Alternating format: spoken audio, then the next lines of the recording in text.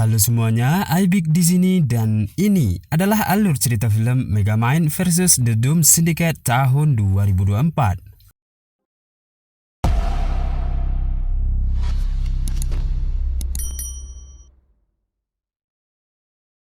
Film ini mengisahkan tentang kehidupan seorang pahlawan kota metro bernama Megamind yang dulunya adalah seorang penjahat jenius yang gak ada tandingannya. Tapi karena berhasil mengalahkan pahlawan pada saat itu, dia jadi bosan dan beralih menjadi pahlawan untuk melindungi kota. Semua penduduk kota dapat menerima kehadirannya sebagai pahlawan di kota itu.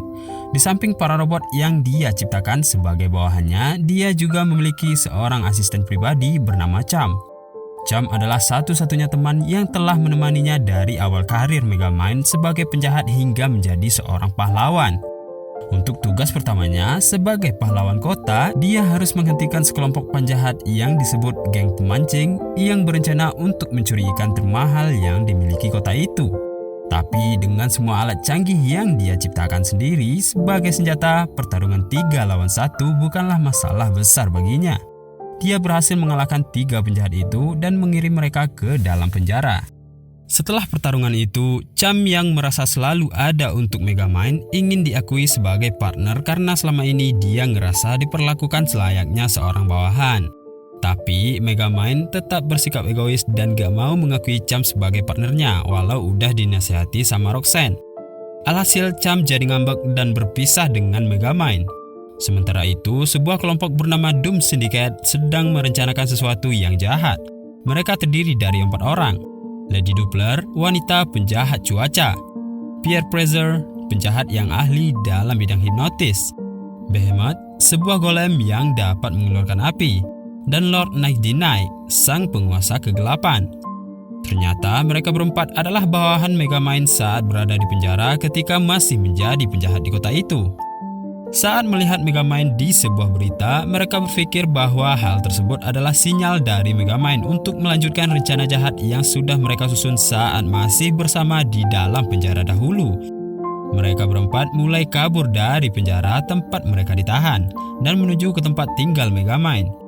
Mereka semua berpikir kalau Megamind berpura-pura sebagai pahlawan untuk memulai rencana jahat mereka. Tapi Megamind yang benar-benar menjadi seorang pahlawan menjadi panik dan takut menjelaskan kebenarannya pada mereka, sehingga dia berpura-pura tetap menjadi seorang penjahat. Saat melihat Roxanne, Doom Syndicate menjadi ragu, tapi Megamind beralasan kalau Roxanne merupakan tunangannya yang udah berubah haluan menjadi penjahat. Mereka berempat memaksa Megamind untuk melanjutkan rencana mereka menuju tahap kedua. Tahap pertamanya, Megamind akan mengambil alih kota dan mereka berpikir kalau hal itu udah dilakuin sama Megamind. Sedangkan rencana tahap kedua mereka adalah menerbangkan kota metro ke bulan menggunakan roket yang udah selesai dirakit sama Megamind sebelumnya. Untuk meyakinkan mereka, Megamind merampok sebuah bank. Supaya terlihat meyakinkan, dia menyuruh seluruh orang yang ada di bank itu untuk berpura-pura takut.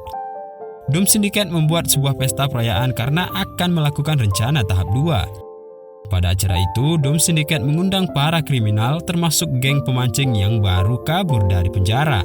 Geng pemancing berusaha memberitahu kalau Megamind sebenarnya adalah seorang pahlawan kepada seluruh orang di sana.